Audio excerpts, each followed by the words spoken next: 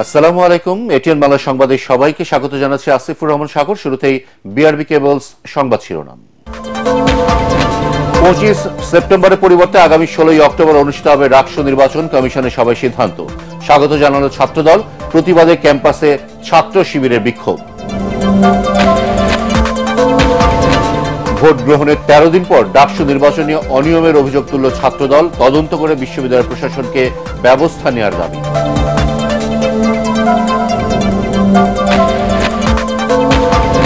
জাতীয় নির্বাচনে বিএনপিকে ঠেকাতে একটি ইসলামী দলের সমর্থকদের প্রশাসনে গুরুত্বপূর্ণ পদে বসানোর অভিযোগ বিএনপির। সংখ্যানুপাতিক পদ্ধতি নামে নির্বাচন বিলম্বের ষড়যন্ত্র। এবং ফেব্রুয়ারিতে নির্বাচন নিয়ে সংশয় থাকলেও দ্রুত ভোট চায় এনসিপি, জানালেন নাসিরউদ্দিন পাটোয়ারি। ফ্যাসিবাদ বিরোধী রাজনৈতিক দলগুলোর সাথে জোটবদ্ধ হয়ে নির্বাচনে যাবে দলটি। শুনছিলেন বিআরবি কেবলসের সংবাদ শিরোনাম, এবার বিস্তারিত। 25 সেপ্টেম্বরের পরিবর্তে 16 অক্টোবর অনুষ্ঠিত হবে রাকসু নির্বাচনের ভোট গ্রহণ। সন্ধ্যায় বৈঠক শেষে একথা জানান প্রধান নির্বাচন কমিশনার অধ্যাপক ডক্টর নজরুল ইসলাম। কমিশনের এই সিদ্ধান্তের প্রতিবাদে ক্যাম্পাসে বিক্ষোভ করে ছাত্র শিবির। তবে ভোট পেছানোর সিদ্ধান্তকে স্বাগত জানিয়েছে ছাত্রদল সহ বেশ কয়েকটি প্যানেল। এদিকে পোষ্য কোটা পুনর্বহালের দাবিতে শাটডাউন কর্মসূচি চালিয়ে যাচ্ছেন শিক্ষক, কর্মকর্তা, কর্মচারীদের একাংশ। রাজশাহী প্রতিনিধি সুজাউদ্দিন ছোটনের পাঠানো তথ্য ও ছবিতে আরো জানাচ্ছেন মিজান শাহজাহান।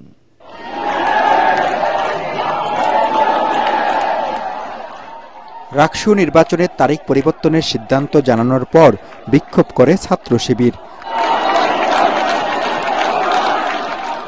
তারা বলেন, সদিচ্ছা থাকলে 25 সেপ্টেম্বরই নির্বাচন করা সম্ভব। দুর্গাপূজার পরে ভোটের দাবি জানিয়ে ছাত্রদল সহ 4টি প্যানেল ও এক স্বতন্ত্র প্রার্থী কমিশনে আবেদন করে, যদিও এর বিরোধিতা করে ছাত্র শিবির। ভোটের বিষয়ে চূড়ান্ত সিদ্ধান্ত নিতে বৈঠক করে নির্বাচন কমিশন। সিদ্ধান্ত হয় ভোট হবে 16 অক্টোবর। প্রধান নির্বাচন কমিশনার অধ্যাপক ডক্টর নজরুল ইসলামের স্বাক্ষর করা বিজ্ঞপ্তিতে বলা হয়েছে, রাজশাহী বিশ্ববিদ্যালয়ে বিরাজমান পরিস্থিতি কোনো অবস্থাতেই রাকসু নির্বাচনের অনুকূলে নয়। কারণ হিসাবে বলা হয়, শিক্ষক, কর্মকর্তা, কর্মচারীদের কমপ্লিট শাটডাউন কর্মসূচি চলছে। নির্বাচনে দায়িত্ব পালনে প্রয়োজনীয় সংখ্যক শিক্ষক, কর্মকর্তা, কর্মচারীর অংশগ্রহণ নিশ্চিত করা যায়নি। নির্বাচন কমিশনের এই সিদ্ধান্তকে প্রত্যাখ্যান করে ক্যাম্পাসে অবস্থান ও বিক্ষোভ করছে শিবির। অন্যদিকে ছাত্রদল নির্বাচন কমিশনের সিদ্ধান্তকে স্বাগত জানিয়ে অবস্থান নিয়েছে ক্যাম্পাসে। দুটি বৃহৎ সংগঠনের মুখোমুখি অবস্থানে থমথমে পরিস্থিতি বিরাজ করছে রাজশাহী বিশ্ববিদ্যালয়ের ক্যাম্পাস জুড়ে। রাকসু নির্বাচন করতে গিয়ে বিশ্ববিদ্যালয় প্রশাসন একটি দলের এজেন্ডা বাস্তবায়ন করতে চায়। 25 সেপ্টেম্বর ডেডলাইন পরিবর্তন করে কিছুক্ষণ আগে নির্বাচন কমিশন আবারও তারিখ পিছিয়ে 16 অক্টোবর করলেন। শিক্ষার্থীদের সাথে এমন প্রহসন কোনোভাবেই কাম্য নয়। এদিকে পোষ্য কোটা পুনর্বহাল ও হামলার বিচারের দাবিতে শাটডাউন কর্মসূচি চালিয়ে যাচ্ছেন শিক্ষক, কর্মকর্তা, কর্মচারীদের একাংশ। এ কারণে বন্ধ রয়েছে সব ধরনের প্রশাসনিক ও একাডেমিক কার্যক্রম। তবে রাকসু নির্বাচন ও জরুরি সেবা শাটডাউনের আওতামুক্ত বলে জানিয়েছেন আন্দোলনকারীরা। ঘটনার সঙ্গে যারা সম্পৃক্ত তাদের কালকের মধ্যে যদি ব্যবস্থা বিশ্ববিদ্যালয় গ্রহণ না করে, আমরা কালকে দিয়েছি শাটডাউন, যদি ব্যবস্থা গ্রহণ না করে পরের দিন থেকে অনির্দিষ্টকালের জন্য বিশ্ববিদ্যালয়ে আমরা শাটডাউন ঘোষণা করি। পোষ্য কোটা না রাখার পক্ষে ছাত্রদল, শিবির সহ সাধারণ শিক্ষার্থীরা। তবে শিক্ষক, কর্মকর্তাদের একাংশ কোটার পক্ষে। সিন্ডিকেট কোটার বিষয়টি আপাতত স্থগিত রাখার সিদ্ধান্ত নিলেও তা প্রত্যাখ্যান করে আন্দোলন চালিয়ে যাচ্ছেন তারা। Bureau report, ATN Bangla. ডাকসুর ভোটে নানা অসঙ্গতি এবং অনিয়মের লিখিত অভিযোগের বিষয়ে প্রশাসনের সদুত্তর না পাওয়া পর্যন্ত ছাত্রদল এই নির্বাচনে বৈধতা দেবে না বলে জানিয়েছেন ভিপি প্রার্থী আবিদুল ইসলাম খান। ভোট গ্রহণের 13 দিনের মাথায় সকালে ঢাকা বিশ্ববিদ্যালয়ের মধুর ক্যান্টিনে সংবাদ সম্মেলনে তিনি অভিযোগ করেন, একটি নির্দিষ্ট প্যানেলকে বাড়তি সুবিধা দেওয়া হয়েছে। বিস্তারিত আদ্দিন সজীবের রিপোর্টে। ঢাকা বিশ্ববিদ্যালয়ের বহুল কাঙ্ক্ষিত ডাকসু নির্বাচনের 12 দিন পর আনুষ্ঠানিকভাবে সংবাদ সম্মেলন করল ছাত্রদল সমর্থিত আবিদ হামিম মায়ের পরিষদ। একই ব্যক্তি একাধিক ভোট দিয়েছে কিনা সে বিষয়ে শিক্ষার্থীদের মনে সন্দেহ দেখা দিয়েছে। জানায়, ব্যালট ছাপানো, সরবরাহ এবং গণনায় ত্রুটি সহ নানা অসঙ্গতি ও অনিয়মের বিষয়ে অভিযোগ করা হলেও তা গুরুত্ব দেয়নি প্রশাসন। আমরা নির্বাচনের দিন যখন এই ছবি পেয়েছি আমরা বিশ্বাস করতে চাইনি। নানান বাস্তবতার কারণে কিংবা ব্যস্ততার কারণে আমরা সেটাকে এড়িয়ে গিয়েছিলাম, কিন্তু পরক্ষণেই যখন দেখতে পেলাম তার নিজ হাতে ছবি তোলা এই যে ব্যালট পেপারের ছবি এবং যে আঙ্গুল দেখছেন সে আঙ্গুলও কিন্তু সেই ছেলেটারই আঙ্গুল। সেই ফোন থেকে আমরা আইফোনে ছবি তোলা, সেখানে 7 সেপ্টেম্বর 2025 রাত 12:57 AM লেখা আছে। সুতরাং এটাকে ভুল প্রমাণিত করার কোনো সুযোগ আমাদের হাতে কিংবা আপনাদের হাতে নেই। সেজন্য এই বিষয়টাতে বিশ্ববিদ্যালয় প্রশাসন কোনোভাবে হালকাভাবে নেওয়ার সুযোগ নেই। নির্বাচন প্রত্যাখ্যানের বিষয়েও জবাব দেন ছাত্রদলের ভিপি প্রার্থী আবিদুল ইসলাম খান। যে অসঙ্গতি এবং অনিয়ম এবং কারচুপির অভিযোগ এসেছে সেগুলো নিয়ে পর্যালোচনা চলতে থাকবে যতক্ষণ না পর্যন্ত সুষ্ঠু নির্বাচন এবং প্রশাসন তার অবস্থান ক্লিয়ার করতে না পারবে বিষয়গুলো নিয়ে। এই নির্বাচনকে তো আমাদের জায়গা থেকে বৈধতা দেওয়ার কোনো সুযোগ নেই। ডাকসু নির্বাচন নিয়ে পর্যবেক্ষণ চলবে জানিয়ে তিনি বলেন, পরাজয়ের পর আন্দোলন কর্মসূচির পুরনো সংস্কৃতি বাদ দিয়ে প্রক্রিয়া অনুসরণ করে এগিয়ে যাচ্ছে ছাত্রদল। সাক্ষী সহ উপস্থাপন করেছি, বাকিটা বের করার দায়িত্ব। আদ্দিন সজীব, এটিএন বাংলা, ঢাকা। চট্টগ্রাম বিশ্ববিদ্যালয় কেন্দ্রীয় ছাত্র সংসদ চাকসু নির্বাচনে প্রার্থীদের প্রাথমিক তালিকা প্রকাশ করেছে নির্বাচন কমিশন। এতে 2 জন ভিপি, 1 জন জিএস সহ বাদ পড়েছেন 19 জন। অন্যদিকে প্রাথমিক তালিকায় 16টি হল সংসদ নির্বাচনে বিভিন্ন পদে 22 প্রার্থীর বিপক্ষে কোনো প্রতিদ্বন্দ্বী পাওয়া যায়নি। এবার চাকসু নির্বাচনে 26টি পদে বিপরীতে লড়ছেন 411 জন। ভিপি পদে 23, জিএস পদে 21 এবং এজিএস পদে আছেন 22 প্রার্থী। এদিকে ছাত্রদল, শিবির সমর্থিত প্যানেল সহ 15টি প্যানেল ঘোষণা করেছে শিক্ষার্থীরা। চাকসু নির্বাচনে মনোনয়নপত্র প্রত্যাহারের শেষ দিন 23 সেপ্টেম্বর, আপত্তি গ্রহণ ও নিষ্পত্তি 24 সেপ্টেম্বর ও চূড়ান্ত প্রার্থী তালিকা প্রকাশ করা হবে 25 সেপ্টেম্বর। আগামী 12 অক্টোবর অনুষ্ঠিত হবে ভোট গ্রহণ। জাতীয় নির্বাচনে বিএনপিকে ঠেকাতে একটি ইসলামী দলের সমর্থকদের প্রশাসনের গুরুত্বপূর্ণ পদে বসানো হচ্ছে বলে অভিযোগ করেছেন দলের সিনিয়র যুগ্ম মহাসচিব রুহুল কবির রিজভী। অন্যদিকে আগামী নির্বাচনে ফ্যাসিবাদীদের অংশগ্রহণের কোনো সুযোগ নেই বলে জানান বিএনপির সিনিয়র নেতারা। রাজধানীতে আলাদা অনুষ্ঠানে তারা বলেন, সংখ্যানুপাতিক পদ্ধতিতে নির্বাচনের নামে জাতীয় নির্বাচন বিলম্বিত করার ষড়যন্ত্র হচ্ছে। বিস্তারিত জানাচ্ছেন মইনুল হাসান। নারায়ণগঞ্জ জেলার ব্যবসায়ী সহ বিভিন্ন শ্রেণী পেশার কয়েকজন দলের সিনিয়র যুগ্ম মহাসচিব রুহুল কবির রিজভীর হাতে ফুল দিয়ে বিএনপিতে যোগ দেন। নয়াপল্টনে দলের কেন্দ্রীয় কার্যালয়ে অনুষ্ঠানে বক্তব্য রাখতে গিয়ে রুহুল কবির রিজভী বলেন, বিএনপির জনসমর্থন দেখে জাতীয় নির্বাচনকে সামনে রেখে নানা ষড়যন্ত্র হচ্ছে। আরেকটি বিশেষ রাজনৈতিক দলের লোকজনকে বিসিএসপি বানানো হচ্ছে, নিজেদেরকে ইসলামপন্থী বলে দাবি করে, তাদের সমর্থিত, তাদের মনোভাবাপন্ন লোকজনদেরকে করা হচ্ছে। তার মানে কি, যে আগামী নির্বাচনে বিএনপিকে প্রতারিত করা, বিএনপি যাতে কোনো সুবিধা করতে না পারে, তারা যাতে একটা অবাধ সুষ্ঠু নির্বাচনে ভালো ফল করতে না পারে, এই কারণে প্রশাসনকে তারা তাদের নিজের হাতের মুঠোয় নেওয়ার একটা প্রচেষ্টা করেছেন। দুর্গাপূজাকে সামনে রেখে কেউ যাতে বিশৃঙ্খলা সৃষ্টি করতে না পারে সে বিষয়ে নেতাকর্মীদের সতর্ক দৃষ্টি রাখার আহ্বান জানান তিনি। জাতীয় এবং আন্তর্জাতিক ষড়যন্ত্র কিন্তু থেমে নেই, নানাভাবে উস্কানি এবং নাশকতার চেষ্টা নিতে পারে। আপনারা প্রত্যেকটি পূজা মণ্ডপে আপনারা অবস্থান করবেন এবং হিন্দু সম্প্রদায়ের মানুষ যারা পূজা মণ্ডপ কমিটিতে রয়েছে তাদের সাথে যোগাযোগ রাখবেন। এদিকে জাতীয় প্রেস ক্লাবের সামনে আলাদা অনুষ্ঠানে বিএনপির সিনিয়র নেতারা বলেন, সংখ্যানুপাতিক পদ্ধতি সহ নানা দাবি তুলে জাতীয় নির্বাচনকে বাধাগ্রস্ত করার ষড়যন্ত্র হচ্ছে। ভবিষ্যৎ নির্বাচনী পরিক্রমায় ফ্যাসিবাদের কোন অংশগ্রহণ থাকতে পারবে না। নানা দফা দাবি নামে নির্বাচনকে বিলম্বিত করার চেষ্টা করছেন। এই ইম্পেরিয়াম গভর্নমেন্টের যে নির্বাচনের ট্রেন, সেই ট্রেনে চলেন, জনমত যাচাই করেন, সংখ্যাগরিষ্ঠতা অর্জন করে ক্ষমতায় যান, সংবিধান পরিবর্তন করে টিআরএ দেন। বিএনপি নেতারা বলেন, পতিত স্বৈরশাসক শেখ হাসিনা পার্শ্ববর্তী দেশে বসে বাংলাদেশে বিশৃঙ্খলা সৃষ্টি করতে নানা ষড়যন্ত্র করে যাচ্ছে। মইনুল হাসান, এটিএন বাংলা, ঢাকা। গণ অধিকার পরিষদ ও এনসিপি একসাথে নির্বাচন করলেও দলের নাম এনসিপি ও প্রতীক শাপলা থাকবে বলে জানিয়েছেন এনসিপির মুখ্য সমন্বয়ক নাসির উদ্দিন পাটোয়ারি। এছাড়াও স্বৈরাচার বিরোধী দলগুলোকে সাথে নিয়ে আগামী নির্বাচনে বৃহত্তর জোট করবে এনসিপি। সন্ধ্যায় রাজধানীর আগারগাঁওয়ে নির্বাচন কমিশনে সিইসির সঙ্গে বৈঠক শেষে এসব কথা বলেন দলটির নেতারা। আরো জানাচ্ছেন মুশফিকুর রহমান। ত্রয়োদশ জাতীয় সংসদ নির্বাচনে অংশ নিতে নির্বাচন কমিশনের চূড়ান্ত নিবন্ধন পেতে যাচ্ছে জাতীয় নাগরিক পার্টি এনসিপি সহ 6টি নতুন রাজনৈতিক দল। সেই প্রক্রিয়ার অংশ হিসেবে সিইসির সাথে বৈঠক করতে নির্বাচন কমিশনে যান মুখ্য সমন্বয়ক নাসির উদ্দিন পাটোয়ারি সহ এনসিপির 3 সদস্যের প্রতিনিধি দল। এ সময় এনসিপির নিবন্ধন নিয়ে ষড়যন্ত্র চলছে বলে অভিযোগ করেন নাসির উদ্দিন পাটোয়ারি।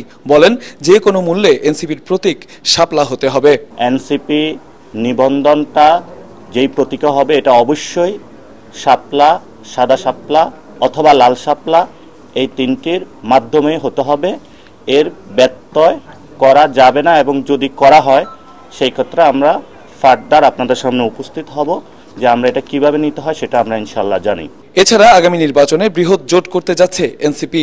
দলের নাম এনসিপি থাকবে, এনসিপির প্রতীকই থাকবে, অন্য দলের নাম মার্কা ডিসলভ হবে, এবং এনসিপির আন্ডারে আরো অনেকগুলো দল আসতেছে। এটা আমরা বিগ টেন্ট বা বড় ধরনের একটা পার্টি করতে যাচ্ছি, ফলত অনেকগুলো দল, অনেকগুলো মত, অনেকগুলো ব্যানার ইনশাআল্লাহ এনসিপির ব্যানারে চলে আসবে। নির্বাচন নিয়ে শঙ্কা প্রকাশ করে নাসির উদ্দিন পাটোয়ারি বলেন, বিএনপি জামাতের অবহেলার কারণে পেছাতে পারে আগামী জাতীয় নির্বাচন।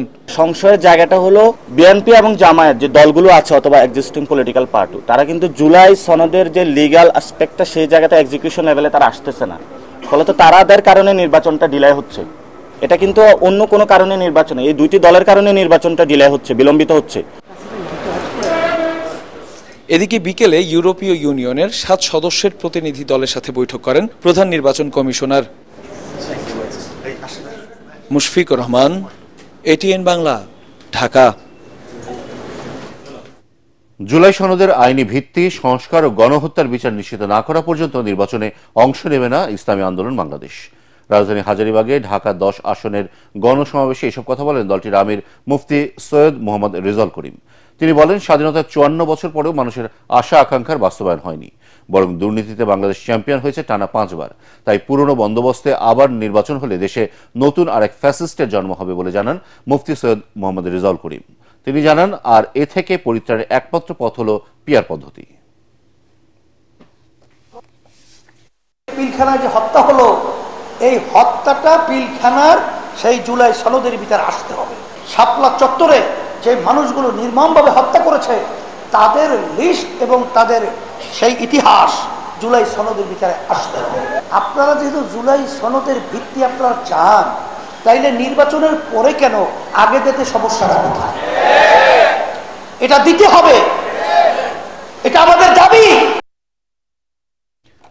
সরকার পতনের 1 দফা দাবি সহ বৈষম্য বিরোধী ছাত্র আন্দোলনের প্রতিটি কর্মসূচি মেটিকুলাস ষড়যন্ত্রের অংশ ছিল বলে ট্রাইব্যুনালকে জানিয়েছেন ক্ষমতাচ্যুত প্রধানমন্ত্রী শেখ হাসিনা ও সাবেক স্বরাষ্ট্রমন্ত্রী আসাদুজ্জামান খান কামালের পক্ষে রাষ্ট্র নিযুক্ত আইনজীবী আমির হোসেন। তবে অভিযোগের জবাবে রাষ্ট্রপক্ষের প্রত্যক্ষদর্শী ও ভুক্তভোগী সাক্ষী এবং আপ বাংলাদেশের আহ্বায়ক আলী আহসান জুনায়েদ বলেন, জুলাই গণঅভ্যুত্থান ছিল ন্যায্য ও অধিকার আদায়ের আন্দোলন। বিচারপতি গোলাম মুর্তজা মজুমদারের নেতৃত্বাধীন আন্তর্জাতিক অপরাধ ট্রাইব্যুনাল 1-এ সাক্ষীর জেরায় তারা এসব কথা বলেন। পরে গণমাধ্যমে কথা বলেন রাষ্ট্রপক্ষের 48তম সাক্ষী জুনায়েদ এবং রাষ্ট্র নিযুক্ত আসামি পক্ষের আইনজীবী। মানবতা বিরোধী অপরাধে শেখ হাসিনা সহ 3 জনের বিরুদ্ধে করা মামলায় সাক্ষ্য গ্রহণের 20তম দিনে জুনায়েদের পর সাক্ষ্য দেন শহীদ সৈকতের বোন সাবরিনা আফরোজ সেবন্তী।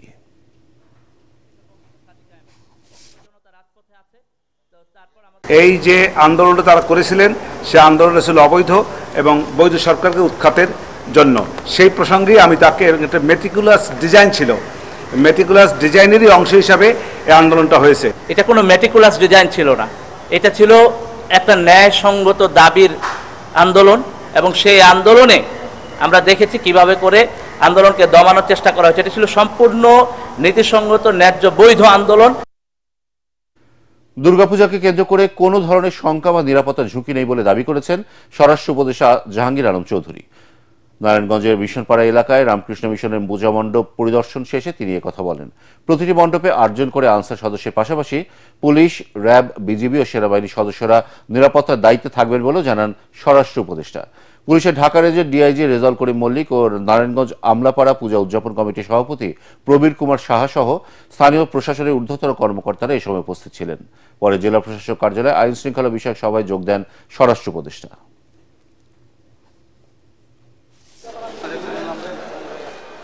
কোনো নিরাপত্তার ঝুঁকি নাই এবং প্রত্যেক জায়গায় কিন্তু সিসিটিভির ব্যবস্থা করা হয়েছে। সবগুলি পূজা মণ্ডপের জন্যই আমাদের এই ভাইয়েরা তাদের মানে ভলান্টিয়ার রাখবে 7 জন করে, আমাদের আনসার থাকবে 8 জন করে, এবং পুলিশ থাকবে, র্যাব থাকবে এবং সেনাবাহিনী থাকবে। এর অধিকন্তু আমরা কিন্তু প্রায় 80,000 এই মহিলা এবং শিশু বিষয় মন্ত্রণালয় থেকে ভলান্টিয়ার রাখতেছি। বিনিয়োগের জন্য ব্যাংক নির্ভরতা কমিয়ে শক্তিশালী বন্ড মার্কেট গড়ে তোলার উপর জোর দিয়েছেন অর্থ উপদেষ্টা ডক্টর সালেউদ্দিন আহমদ ও বাংলাদেশ ব্যাংকের governor doctor Ahsan H Mansur. রাজধানীর নিকুঞ্জে ডিএসসি ভবনে বন্ড মার্কেট নিয়ে আয়োজিত সেমিনারে এই কথা বলেন তারা। সেমিনারে বিনিয়োগের সুযোগ তৈরির জন্য শুধু সরকারি সুকুক ও বন্ডের বাজারই নয়, বেসরকারি বন্ডের বাজারও গড়ে তোলার উপর জোর দেন নীতি নির্ধারকরা। শারফুল আলমের রিপোর্ট।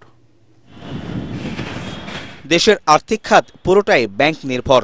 আর্থিক বাজারে অর্থায়নের উৎস হিসাবে বৈচিত্র্যের অভাব রয়েছে কয়েক দশক ধরেই। সেখানে বন্ড ও সুকুক আনতে পারে এর বৈচিত্র্য, কিন্তু এ নিয়ে বাজারে গ্রাহকদের মধ্যে রয়েছে সচেতনতার অভাব। এ পর্যন্ত মাত্র 6টি সুকুক বাজারে এসেছে, রয়েছে কর সুবিধার অভাবও। দীর্ঘমেয়াদে বিনিয়োগের জন্য অর্থায়নের উৎস হিসাবে বন্ড মার্কেটের উন্নয়ন দরকার বলে মনে করছেন নীতি নির্ধারকরা। কিভাবে বন্ডের সরবরাহগুলো আমরা বাড়াতে পারি সেই আলোচনাটাও সেখানে আছে এবং রিকমেন্ডেশনগুলো থাকবে। বাংলাদেশের যে বন্ড মার্কেট, যেটা সবচেয়ে ছোট মার্কেট আমাদের, সেটা বিশ্বে যেটা সবচেয়ে বড় মার্কেট হিসেবে পরিগণিত, আমরা সেই বড় মার্কেটের দিকে বন্ড মার্কেটকে নিয়ে যেতে পারবো আগামী দিনগুলোতে।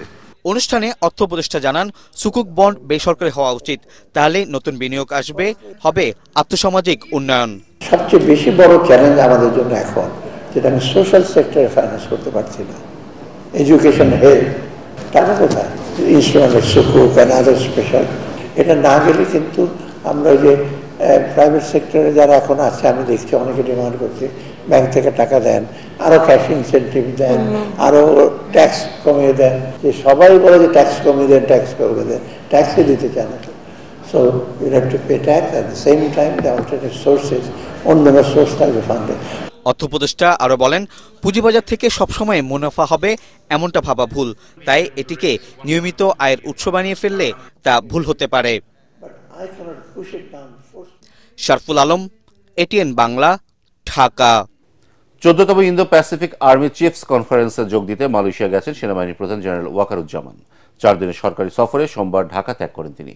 মার্কিন ইন্দো প্যাসিফিক কমান্ড ও মালয়েশিয়ান ডিফেন্স ফোর্সের যৌথ আয়োজনে কুয়ালালামপুরে হতে যাওয়া এই সম্মেলনে ইন্দো প্যাসিফিক অঞ্চলের সেনা প্রধানরা পারস্পরিক মৈত্রী ও সহযোগিতা জোরদার, অভিন্ন চ্যালেঞ্জ মোকাবেলায় মতবিনিময় এবং আঞ্চলিক সংকটে সমন্বিত পদক্ষেপ নেওয়ার বিষয়ে আলোচনা করবেন। এই সফরের মধ্য দিয়ে ইন্দো প্যাসিফিক দেশগুলোর মধ্যে বাংলাদেশ সেনাবাহিনীর সম্পর্ক আরও দৃঢ় হবে বলে আশা করা যাচ্ছে। এবার জানিয়ে দেব খেলার খবর।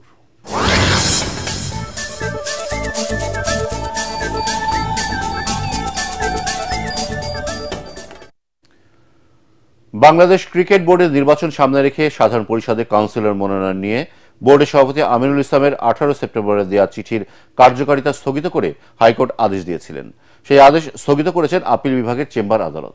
হাইকোর্টের আদেশের 1.5 ঘণ্টা পর এই আদেশ দেওয়া হয়। হাইকোর্টের আদেশের বিরুদ্ধে রাষ্ট্রপক্ষের করা আবেদনের প্রেক্ষিতে সোমবার বিকেলে চেম্বার বিচারপতি ফরাহ মাহবুব এই আদেশ দেন। বিশ্বকাপে অন্তত 2টি জয় পেতে চায় বাংলাদেশ নারী ক্রিকেট দল। ভালো কিছু করার লক্ষ্য নিয়ে নারী ওয়ানডে বিশ্বকাপে অংশ নিতে আজ ভারতের উদ্দেশ্যে ঢাকা ছাড়বে নিগার সুলতানা জ্যোতিরা। দেশ ছাড়ার আগে গতকাল মিরপুর শেরেবাংলা স্টেডিয়ামে আনুষ্ঠানিক ফটো সেশন শেষে সংবাদ সম্মেলনে দলের অধিনায়ক নিগার সুলতানা জ্যোতি জানান, আশানুরূপ প্রস্তুতি না হলেও ভালো ফল প্রত্যাশা তাদের। পরাগ আরমানের রিপোর্ট। ভারতে ওয়ানডে বিশ্বকাপে খেলতে যাওয়ার আগে নিজেদের প্রস্তুতি নিয়ে সন্তুষ্টি নেই নারী ক্রিকেট দলের। রেগুলার বেসিস ক্রিকেট খেললে আসলে স্ট্যান্ডার্ডের ধারাটা আপনি বুঝতে পারবেন, কারণ আমরা একটা সিরিজ খেলতেছি, তারপরে 3 থেকে 4 মাস পরে আর হচ্ছে কোনো কিছু খেলতেছি না। আন্তর্জাতিক কোনো সিরিজ খেলা হয়নি। 2 দলে ভাগ হয়ে অনূর্ধ্ব 15 পুরুষ দলের সঙ্গে বিকেএসপিতে যে সিরিজ খেলেছে তার ফলাফলও ভালো হয়নি। মোট কথা, সীমিত প্রস্তুতি নিয়ে বিশ্বকাপে খেলতে যাচ্ছে বাংলাদেশের নারীরা। তবু অন্তত 2টি ম্যাচে জয় চান কোচ সারোয়ার ইমরান। আমাদের সাথে 2টা ম্যাচ আছে, যেহেতু 50-50 চান্স আছে আমাদের, হলো পাকিস্তান এবং শ্রীলঙ্কা। এছাড়া অন্যান্য টিমের সাথে আমরা কাউকে বড় করে দেখছি না। আমরা আমাদের 100% চেষ্টা করব প্রত্যেকটা ম্যাচ জেতার জন্যই খেলবো। তারপরে ওদের যে স্ট্যান্ডার্ড অস্ট্রেলিয়া বা আরো দু একটা টিমের, তারপরে আমরা ওদেরকে আমাদের থেকে উপরে দেখবো না। টানা অনুশীলন কিংবা প্রস্তুতি নিয়ে অধিনায়ক নিগার সুলতানের আক্ষেপ থাকলেও প্রতিটি ম্যাচে ভালো স্কোর করার চেষ্টা থাকবে বলে জানান তিনি। আমাদের জন্য চ্যালেঞ্জ এবং আমাদের জন্য একটা গুড অপরচুনিটি, যেহেতু আমরা আইসিসি একটা টুর্নামেন্ট, ডেফিনেটলি আমরা ভালো উইকেট আমরা ইনশাল্লাহ পাবো। সো আমরা যদি একটা ভালো স্কোর আমরা দাঁড়া করাইতে পারি, সো এই স্ট্যান্ডার্ড অনুযায়ী আমার কাছে মনে হয় আমরা কম্পিট করতে পারবো। আগামী 30 সেপ্টেম্বর বেঙ্গালুরুর এম চিন্নাস্বামী স্টেডিয়ামে ভারত ও শ্রীলঙ্কার মধ্যকার ম্যাচ দিয়ে শুরু হবে এবারের বিশ্বকাপ। 2 অক্টোবর কলম্বোর প্রেমাদাসা স্টেডিয়ামে নিজেদের প্রথম ম্যাচে পাকিস্তানের মুখোমুখি হবে বাংলাদেশ। প্রতিযোগিতার ফাইনাল হবে 2 নভেম্বর। পরাগ আমান, এটিএন বাংলা, ঢাকা। শেষ করার আগে বিআরবি কেবলস সংবাদ শিরোনাম আরো একবার। 25 সেপ্টেম্বরের পরিবর্তে আগামী 16 অক্টোবর অনুষ্ঠিত হবে রাষ্ট্র নির্বাচন, কমিশনের সভায় সিদ্ধান্ত। স্বাগত জানালো ছাত্রদল, প্রতিবাদে ক্যাম্পাসে ছাত্র শিবিরের বিক্ষোভ। ভোট গ্রহণের 13 দিন পর ডাকসু নির্বাচনী অনিয়মের অভিযোগ তুলল ছাত্রদল, তদন্ত করে বিশ্ববিদ্যালয় প্রশাসনকে ব্যবস্থা নেওয়ার দাবি।